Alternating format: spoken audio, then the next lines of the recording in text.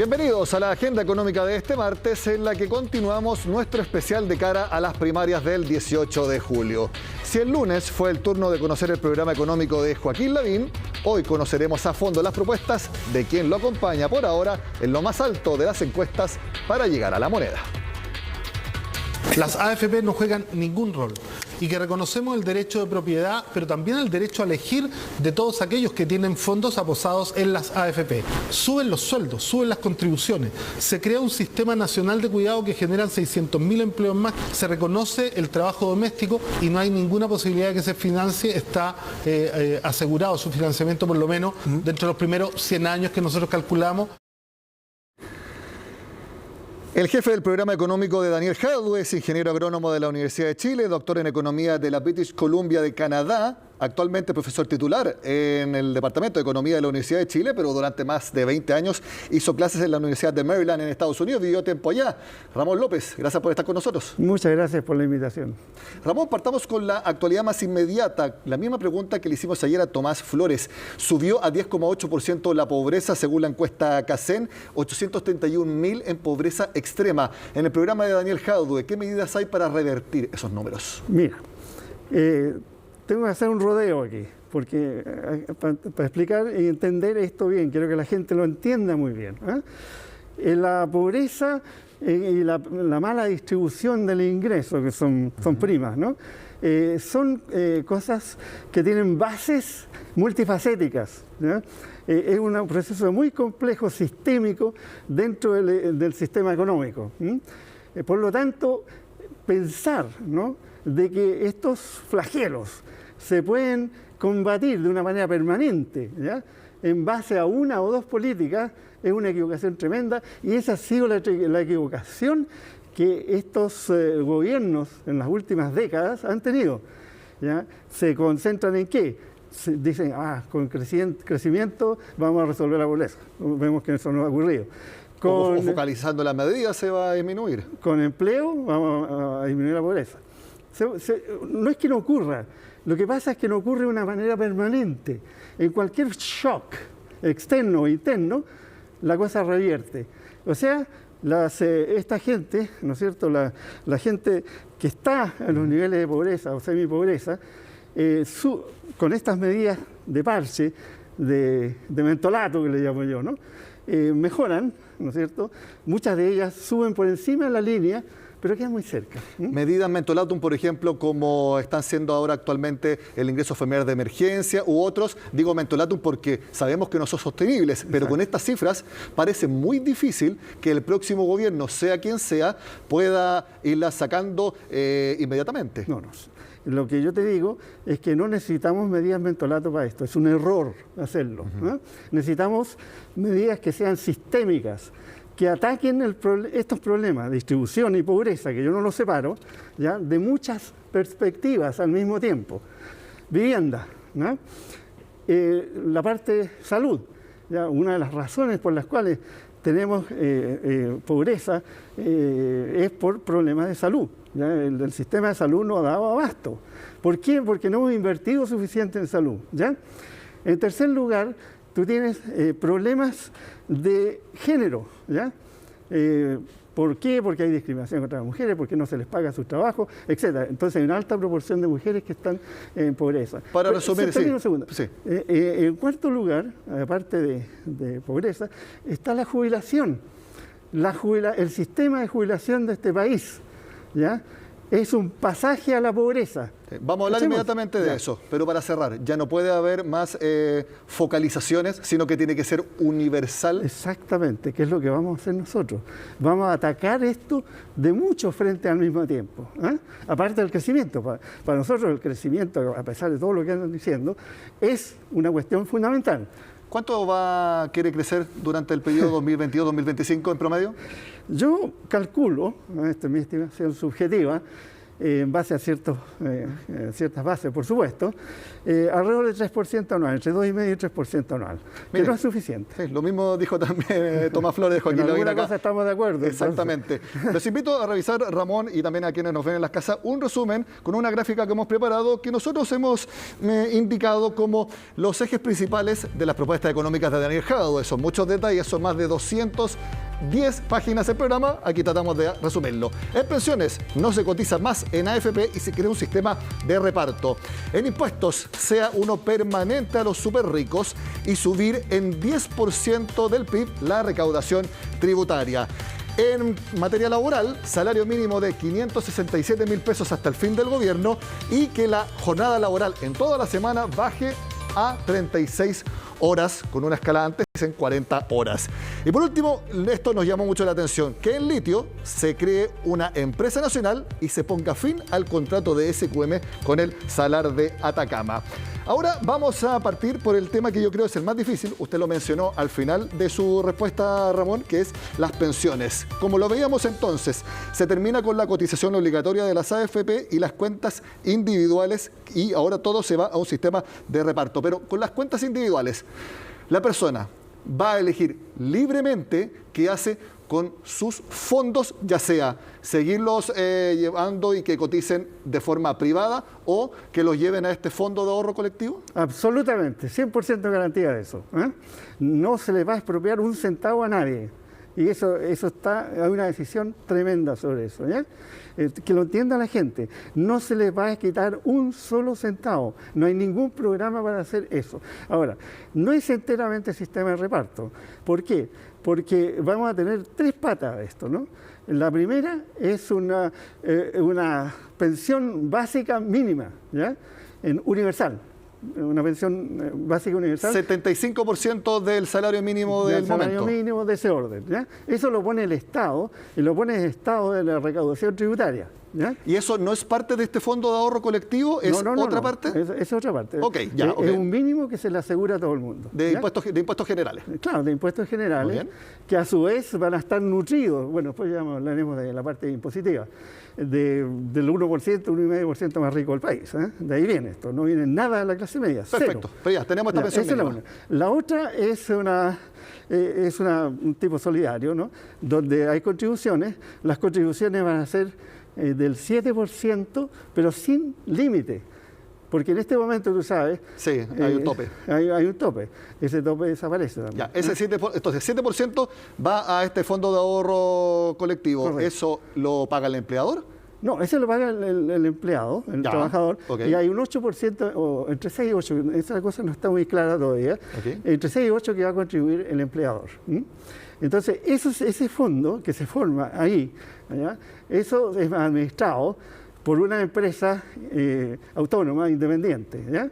Tipo Banco Central, digamos, pero no quiero mencionar eso porque... No lo tienen definido todavía el Pero sistema. No, va a ser una empresa autónoma, y con participación de los futuros pensionados. Para entenderlo bien, ¿sería una AFP estatal? No.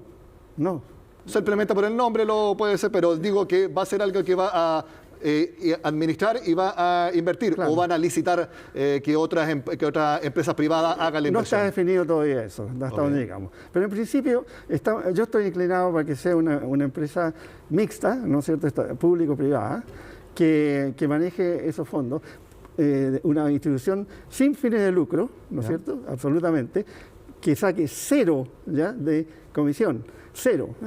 En este momento, si las AFP, en este momento, en el pasado, ¿ya? No hubieran tenido esas utilidades que obtienen, ¿ya? Las pensiones habrían aumentado un 20%, habrían sido 20% mayores. Esto es una cosa extraordinaria. Ahora, Ramón, pero para resumir, 7% entonces que lo aporte cada trabajador con su cotización, 8% el empleador, vamos a un 15%. Eso lo va a tener que invertir esta empresa público-privada que usted menciona. Correcto. En una parte del programa sale que esto va a invertirse de una manera que haya una rentabilidad garantizada por el Estado. Y quiero preguntarle, ¿cómo el Estado puede garantizar una rentabilidad si en estos momentos nadie en el mercado puede ser capaz de garantizar una rentabilidad, porque las variables son muchas. ¿Cómo puede el Estado garantizar una rentabilidad? Bueno, es costoso, no cabe duda. Puede tener un costo, ¿no? La garantía, todas las garantías tienen costo, ¿eh? Entonces, pero el mecanismo, si por ejemplo una rentabilidad no resulta, el Estado se pone para hacer... Para llenar la diferencia, una rentabilidad mínima, ¿no es cierto? Que hay que ver exactamente cuánto va a ser esa rentabilidad mínima. Mientras menor sea, por supuesto, menos costoso para el erario fiscal va a ser. ¿Y tienen un número? No, la verdad que todavía no. Por lo menos es que hay discusión sobre eso cuánto. Pero va a haber una rentabilidad garantizada, que me imagino alrededor del 3%, ¿no? No creo que sea mucho más que eso. ¿Y Ramón? Mínima, sí. Lo que no quiere decir que van a garantizar. Que va a ser la máxima. Y además las inversiones van a determinarse no solo con criterio de rentabilidad, sino que también con un criterio social y ambiental. ¿Ya? No vamos a invertir en cualquier cosa. ¿Ya? Y bueno, por lo demás lo hacen muchos planes internacionales, ¿no? Pero pueden seguir invirtiendo en empresas, en Chile, afuera. Depende de qué empresas, ¿no? Lo que queremos es empresas que se preocupen del medio ambiente, que no destruyan, que traten bien a los trabajadores, un mínimo, ¿ya? Y por supuesto que tengan criterios. Pero seguir invirtiendo en empresas, en activos, es muy parecido a lo que hace la AFP actualmente. No, pero la AFP no se preocupa mucho ni del medio ambiente ni de la parte social de las empresas, digámoslo, ¿ya? Esa es una gran diferencia. Bueno, ahí, las grandes decisiones de inversión en el último tiempo en el mundo están yendo hacia eso, así que pero no cada vez más están yendo. Mira tú la cartera de inversiones que tiene la AFP, no tiene nada que ver con eso. Entre rentabilidad y usted menciona cómo tratan a la empresa, otro tipo de indicadores. ¿Se va a elegir ese tipo de indicadores si hay que elegir? Bueno, ¿O optar hacia dónde más va? Son empresas que tienen rentabilidad similar, pero unas no sé, que son más beneficiosas desde un punto de vista social y ambiental, obviamente que vamos a preferir invertir en ellas. Ramón, sí, otra parte quiero preguntarle. Ok, una persona elige, ¿qué hace con su cuenta individual?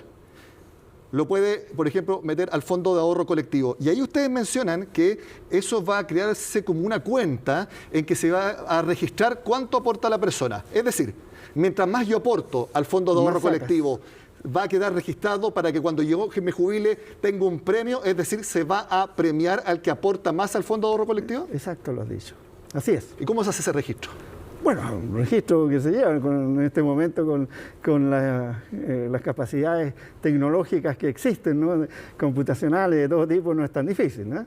Cada persona lleva su registro, cada persona se sabe cuánto contribuye, etcétera, y por cuánto tiempo. Entonces, eso queda registrado y queda el nombre de esta persona. Entonces, tenemos una pensión mínima, tenemos lo que a mí como chileno me correspondería por el fondo de ahorro colectivo. Correcto. Y aparte también en un registro separado lo que yo aporté desde un principio. O registro separado, o simplemente que la persona, ¿no es cierto?, toma su plata y la invierte en alguna parte.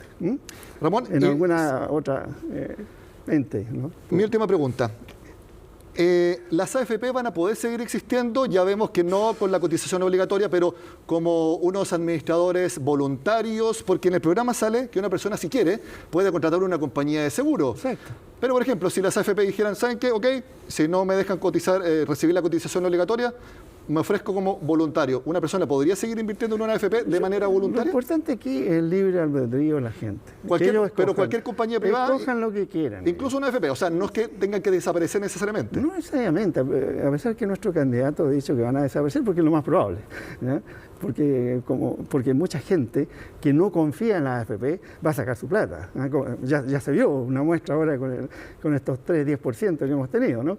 La gente no va a dejar su plata en la AFP y de esa manera va a ser muy difícil que las AFP puedan sobrevivir. Ramón, como le decía antes de la entrevista, tenemos una pregunta de un líder gremial, el cual nosotros convocamos y ellos hicieron preguntas de manera libre, no le hicieron dirigida específicamente a un candidato. El que pregunta en esta ocasión es Ricardo Mewes, presidente de la Cámara Nacional de Comercio. Comercio, servicios y turismo ha sido el sector donde más duro ha golpeado la crisis social y la pandemia. Además, ha motivado a que se generen cientos de miles de empleos informales. Queremos saber ¿Cuáles son las medidas concretas para formalizar a todas estas personas que hoy día están trabajando informal y precariamente? Bueno, gracias por la pregunta. En realidad, los incentivos van a ser los mismos para todo el mundo, ¿no? Lo que queremos es terminar con la informalidad, punto, ¿no? Y para eso se van a tomar un montón de medidas administrativas y de todo tipo, ¿no? Para tratar de endilgar a los trabajadores a que empiecen a contribuir, ¿no es cierto?, en un sistema público en este caso, ¿ya? Eso es lo que caracteriza la formalidad de la informalidad. Ustedes van a intentar que el comercio callejero se acabe. Claro, en lo posible, ¿eh? No te voy a asegurar que se va a acabar el comercio callejero, de ningún modo. Pero, sin embargo, vamos a tomar medidas y dar facilidades e incentivos a los trabajadores para que se afilien, en primer lugar, eso lo vamos a hacer con una manera bastante fuerte, ¿no? Y para que quede registrado y que conozcamos que tengan derechos seguros de desempleo, que tengan otros derechos asociados, ¿no es cierto?, al empleo. Ramón, antes de hacer la primera pausa, ¿por qué terminar el contrato de SQM con el Salar de Atacama? Bueno, mira, aparentemente se han descubierto cosas que no son muy simpáticas, ¿no?, en lo que ha hecho SQM misma, ¿no?, y lo que ha hecho este gobierno también con ello. Entonces, SQM también tiene una historia. Entonces, es una razón política, no económica ni de funcionamiento espera, como empresa. O sea, una de las razones es de este tipo, ¿no? Es la mala reputación que tiene esta empresa, ¿no es cierto?, que no solamente en la forma en que se formó, sino que además lo que hizo después, hace unos pocos años atrás, ¿no? Pero aparte de eso, hay razones económicas. ¿Por qué? Porque queremos, ¿no?, que llevar a una diversificación de esta economía. Y uno de los pasos para la diversificación de esta economía es no seguir exportando tierra, no seguir exportando piedra. Entonces lo que queremos es un proceso de industrialización verde del litio, producir más valor agregado, dar más empleo nacional. Entonces eso es una razón económica por la cual nos interesa, ¿no es cierto? Porque además va a ser muy difícil cooperar con los dueños, va a ser muy difícil. Mi última pregunta antes de hacer la pausa, Ramón. Promover la creación de una corte multilateral de inversiones. Suena como un juzgado que dice, usted sí tiene permiso para invertir y usted no. ¿Es así? No, lo que significa eso fundamentalmente es para la inversión extranjera, ¿no? Lo que queremos es que el capital extranjero venga, enhorabuena que venga, ¿no? Pero que venga de una manera productiva y que sea, ¿no es cierto?, una contribución al desarrollo de Chile. Si ustedes consideran que no, entonces les van a decir, usted no invierte aquí. Pero eso lo hacen todos los países, pues. O sea, una gran parte de los países lo que hacen es justamente, bueno, la inversión extranjera tiene ciertos requisitos, que traigan tecnologías, ¿no es cierto?, que den empleo, que generen mayor valor agregado, que no causen problemas ambientales. Hay un montón de requisitos que cualquier país civilizado le pide al capital extranjero. ¿Y cómo ve el enorme ingreso de inversiones chinas? Hay hasta comisiones, sí, hay preocupación en el Congreso al respecto. Sí, hay preocupación, siempre hay preocupación cuando las cosas son muy grandes, pero de todas maneras eso no quiere decir que vamos a negar su entrada, ¿no? Vamos a conversar con ellos. Pero mira, mi experiencia personal ha sido que es mucho más fácil dialogar con los inversionistas extranjeros que con los chilenos. Los chilenos son mucho más proclives, ¿no?, a dejarse llevar por pasiones políticas, ¿ya?, por ideologías políticas. Entonces, con el capital extranjero es otra cosa. Y yo he conversado muchas veces con hombres de negocio extranjeros, ¿no?, y lo que siempre me dicen, mira, a nosotros no nos importa un punto más, un punto menos de impuestos. A lo que nos importa a nosotros, institución, que las instituciones sean sólidas. Lo que nos importa a nosotros, una mano de obra suficientemente adecuada. ¿Ya? Lo que nos importa en general, ¿no es cierto?, un ambiente político de tranquilidad. ¿Ya? Un ambiente político, social de tranquilidad. No que el día de mañana, ¿no es cierto?, aparezca otro 19 de octubre y la cosa se viene abajo todo, ¿no? Y muy importante en eso el sistema tributario. De eso estaremos conversando al regreso de esta pausa con Ramón López, encargado económico del programa de Daniel Jadwe. Claro.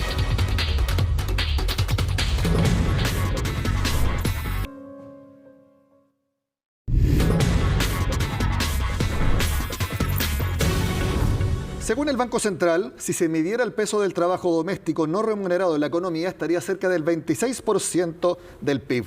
Una labor históricamente asociada a las mujeres que sigue sin ser reconocida monetariamente, algo que quiere cambiar Daniel Jadwe.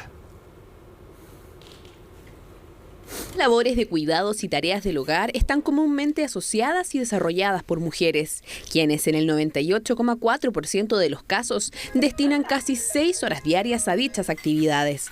Esto, según la última encuesta del uso del tiempo del Instituto Nacional de Estadísticas. Si el trabajo doméstico no remunerado fuera valorizado en el Producto Interno Bruto, representaría cerca del 26% de ese indicador. Las estimaciones corresponden al Banco Central, que en el último IPOM explicó las razones.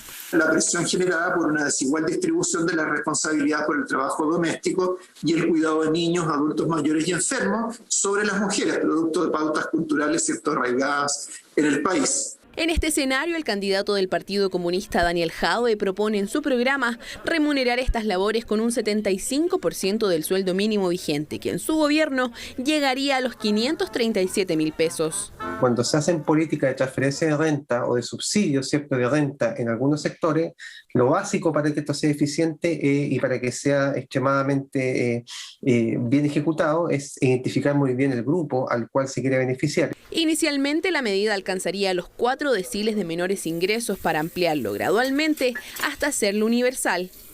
Para cuantificar la cantidad de beneficiadas, se plantea la idea de crear un observatorio de trabajo doméstico no remunerado. Sin embargo, no especifica los criterios que se tendrán en cuenta para considerar meritoria de esta renta a una persona. Lo que tampoco queda claro es si el beneficio irá solo a aquellas mujeres que se dediquen a las labores del hogar o cuidados, o también servirá para aquellas mujeres que tienen un trabajo formal, pero al llegar a casa igualmente hacen actividades domésticas. El principal problema que yo veo ahí es cómo cuantificas eso, ya que encuadrar eso, ¿cierto?, en una política que genere cierto gasto presupuestario no es algo fácil. En esa línea, los expertos recomiendan delimitar la cantidad de beneficiarias de modo que no genere un efecto contrario en el incentivo al empleo. Por lo mismo, este punto está contemplado en el plan de gobierno y buscan corregir aquellos estímulos que alejen a las mujeres del mercado laboral. Tiene el gran problema de que destruye los incentivos de las mujeres para participar en el mercado del trabajo, resuelve el problema de ingresos, pero no resuelve el problema existencial profundo de plenitud, como digo yo, del despliegue en la vida, que es otra cosa mucho más allá que la economía. Por ahora no hay un número claro sobre cuántas personas realizan un trabajo doméstico no remunerado. El cierre de las escuelas y la falta de reactivación del empleo femenino han hecho que la pandemia precarice aún más a este grupo, indispensable para el desarrollo de una economía. Hablamos ahora del sistema tributario que buscará lograr Daniel Jadwe si es electo presidente. Ramón, ustedes buscan una mayor recaudación entre 8 a 10 puntos del PIB. Usted recibió bastantes críticas respecto a que ningún país en el mundo ha conseguido una recaudación de tal tamaño. ¿Cómo lo pueden conseguir? Bueno, eso es falso. Finlandia, Suecia, Italia, Islandia y algún otro que se me escapa, lo lograron ya en un periodo justamente de 4 años. ¿Ya? Aumento entre 7,5% y 9% del PIB, ¿no es cierto?, en mayores impuestos. Ahora, no son los mismos impuestos, sin duda. Es que yo he visto, por ejemplo, economistas como Sebastián Edwards, que ha dicho que ha visto y ha revisado distintas bases de información y que no encuentra esos datos. El amigo Edwards está absolutamente equivocado. Están los datos, están en la OECD. Están ahí, ¿ya? Y lo he hecho ver en el Mercurio, en varias partes que le he contestado a este señor. Entonces, eso existe, lo garantizo. Puedes verlo, es muy fácil chequearlo, ¿ya? Entonces, el problema es mentir, ¿no? El problema es mentir y mentir de una manera como esta que yo no encuentro descarado, ¿eh? Entonces, existen. Ahora, vamos viendo, por ejemplo, usted propone subir los impuestos a las empresas. ¿A cuánto?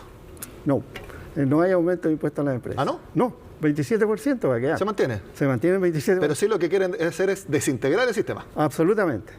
Somos uno de los pocos países del mundo que tenemos un sistema casi integrado, semi-integrado. Eso es que no haya crédito para que no se diga, ya, un accionista, como su empresa tributó, tiene crédito para que lo descuente del global complementario. Lo que se presta para la ilusión y la evasión muchas veces. Muchos dicen, y analistas tributarios dicen, que eso estaría logrando que se pague 2 veces Sí, claro, sí, ese es el argumento de 100 años atrás, ¿no? Pero eso es cierto, ¿no se paga 2 veces? Hay tanto, mira, cuando tú pagas el IVA, ya, tú estás pagando por segunda vez sobre tu mismo ingreso. Tú pagas el impuesto a la renta y después pagas el IVA. Eso es común, ¿ya? Y yo te diría que el 80% de los países desarrollados en el mundo tienen un impuesto separado, ¿ya?, para los accionistas. ¿Por qué? Porque la empresa misma se beneficia, ¿ya?, de la infraestructura, de los sistemas de seguridad, de los bomberos, etcétera, ¿no? Entonces, obviamente que ellos tienen que pagar, ¿ya? Y como te digo, son pocos los países en el mundo que tienen un sistema integrado, pocos. No sé exactamente cuántos, pero son muy pocos. Ciertamente Estados Unidos no, que es un caso que conozco muy bien. Usted ha planteado muchas más medidas tributarias. Quiero invitarlos nuevamente que veamos otra gráfica que hemos preparado específicamente de medidas tributarias. Exenciones. Eliminar la exención de las ganancias de capital en instrumentos bursátiles. Hay varios candidatos que también apuntan en ese sentido. Rebajar los beneficios de aquellas ganancias de capital obtenidas en la venta de inmuebles que superen las 8.000 UF. Renta presunta, eliminar dicho régimen, así todos los contribuyentes pasarán al régimen general. Parece que esto es transversal en todos los candidatos. Y combustibles, eliminar la exclusión de la base del IVA y el crédito del diésel para transporte de carga. Ramón, otro aspecto muy importante tiene que ver con el royalty minero. Han hecho bastante noticia con el respecto. Quiero que nos explique por qué gravar las ventas y no las utilidades. A ver, las empresas mineras, ¿no?, tienen una gran capacidad de eludir impuestos. ¿Cómo? Sobreinflando costos de producción, que se hacen muchas veces con empresas relacionadas con ellas, ¿no? Hay varios triquiñuelas que se hacen. Tienen también, ¿no es cierto?, la posibilidad de aumentar, ¿no?, el costo financiero. Pero eso son teorías, eso tiene forma de comprobarlo, tiene pruebas para decir, porque eso es grave decir que están inflando números. No está comprobado en términos globales, pero hay estudios de casos que muestran lo que se hace en esto. Hay varios autores que por supuesto no les dan bola, ¿no?, pero que vienen trabajando hace muchos años, son gente muy seria, que están mostrando, gente que tiene mucha experiencia en el field, ¿no?, que están mostrando que estas triquiñuelas se hacen y se siguen haciendo. Lo mismo con las declaraciones, ¿no?, de las ventas. Pues también afecta a las ventas, afecta más a las ganancias que a las ventas, pero también afecta a las ventas, porque aparte del cobre y el oro y la plata, que sí tendrían que declararlo, ¿ya?, hay otros minerales de gran valor, como cobalto, donde Codelco ha demostrado que solamente con el cobalto, una de las grandes minas de Codelco, se financia absolutamente sus costos variables. Y una mina privada, que no me acuerdo el nombre en este momento, mejor no la menciono, que está cerquísima, cero cobalto. Pasemos al impuesto a los superricos. Ustedes quieren que sea algo permanente. Sí. Si es permanente y no de una sola vez, como es el proyecto que actualmente está en el Congreso, claro, ¿no temen que efectivamente haya esta fuga de capitales de la que se habla? A ver, en primer lugar, el impuesto se aplica a la riqueza mundial de la persona, no solamente en Santiago, en Chile, ¿ya?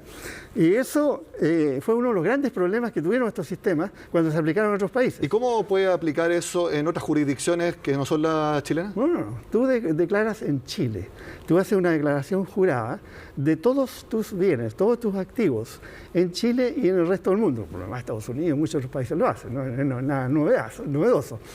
Entonces, tú haces eso bajo, por supuesto, juramento, lo que significa gravísimas penas si tú lo escondes, ¿ya?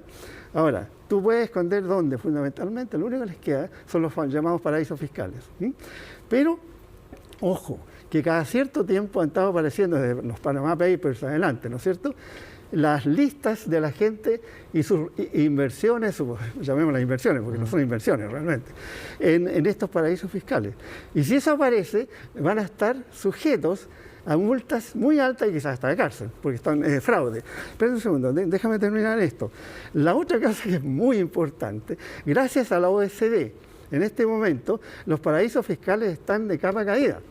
¿Por qué están de capa caída? Primero porque esta organización, ¿no es cierto?, ha puesto presión en estos países para empezar a cambiar este sistemita, que es muy nocivo, ¿ya?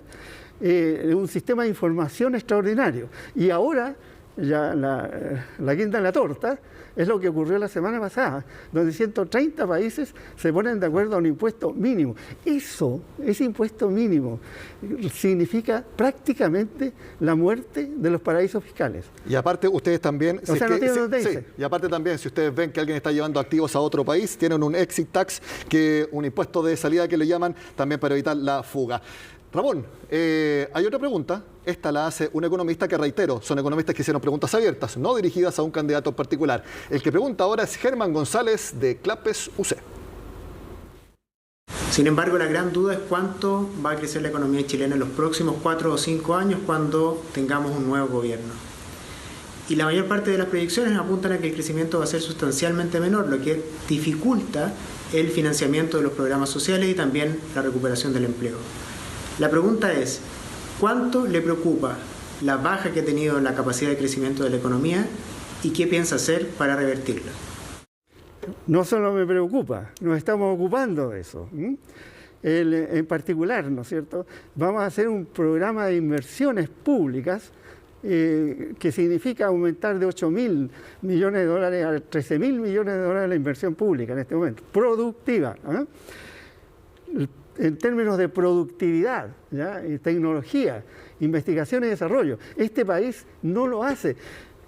Los economistas tradicionales, ¿no es cierto?, insisten mucho en el crecimiento, pero miren lo que ha hecho en los últimos 12 años. Han tenido esta economía botada, porque está comprobado internacionalmente por muchos estudios que el motor fundamental de crecimiento de la economía no es aumentar capital, no es aumentar trabajo, es fundamentalmente aumento de productividad. Y esta economía ha tenido tasas de crecimiento negativas de productividad. ¿Y por qué? Porque no se invierte, pues. ¿Y por qué no se invierte? No tengo idea por qué el sector privado no ha invertido. Ya 0,4% del PIB es nada. Ramón, mi última pregunta y tiene que ver con un tema que ha estado haciendo noticia en las últimas horas y que también, ¿qué le podría decir, por ejemplo, a una pyme que invierte y que eventualmente no tenga la capacidad para pagar los 567.000 pesos de salario mínimo al que ustedes quieran llegar? Que el candidato Daniel Jadwe dijo, bueno, si no tienen para pagar ese dinero, tendrán que cerrar. ¿Usted qué dice? Mira, ¿concuerda con lo que dijo él? No totalmente, por supuesto. O sea, tengo que hacer algunas precisiones sobre eso, ¿no? El principal problema, ya, que han mostrado los propietarios de pymes sobre cuál es la restricción fundamental que les impide crecer más. ¿Sabes cuál es? No son los créditos, no son la falta de crédito, es la falta de mercado, de demanda. Exacto, porque una pyme si cierra porque no le compran, bueno, es ley de oferta y demanda. Entonces, pero si no puede pagar, claro, por una ley que lo obliga a pagar 567.000 pesos, es muy distinto. Ahí por una ley se verían obligados a cerrar, según Daniel Jadwe. Relacionemos cosas. Cuando aumentamos el salario mínimo y aumentamos en general los salarios, ¿ya?, hay un aumento de ingreso de los sectores de mediano y de bajo ingreso. Esos son los mercados de las pymes, fundamentalmente, no es que lo tengan otros, pero ahí es donde se concentran los mercados de las pymes. Entonces, cuando hacemos ese proceso, va a haber más ingreso en esos estratos, que es lo que queremos. Y si hay más ingreso, hay más demanda por la mayor parte de lo que producen las pymes. Por lo tanto, si bien es cierto, hay un efecto que podría considerarse negativo por los costos de producción al subir los salarios mínimos, por otro lado también hay un efecto demanda. Y esta economía ha estado estancada por dos razones. Pero esa alza gradual del salario mínimo van a estar cotejando ambas cosas, que sea de una manera que no repercuta en cierre masivo de pymes. Por supuesto, si aquí no somos robots, ¿no? Aquí vamos a ir monitoreando todo lo que va ocurriendo, ¿eh? Y vamos a ir regulando los cambios. Ojalá no miren en menos a nuestro equipo, ¿eh? Tenemos un equipo súper sofisticado. Hemos estudiado esto, llevamos más de un año estudiando esto. Yo llevo 7 años estudiando mucho estos temas, ¿ya? Hemos tenido publicaciones internacionales de todo tipo. Tú miras la mayor parte de los economistas chilenos, los que hablan en televisión en todos lados, tú les ves y no tienen investigaciones relevantes a Chile, increíblemente. Algunos tienen muy buenas publicaciones y investigaciones, pero no tienen investigaciones relevantes a Chile, ¿ya? Ramón López, coordinador económico de Daniel Jadwe, muchas gracias por haber estado en este especial de Agenda Económica. Gracias a ti, gracias a ti. De esta forma terminamos de conocer en detalle las propuestas económicas del candidato del Partido Comunista, todo esto de cara a las primarias del 18 de julio. Sean con nosotros acá, en CNN Chile.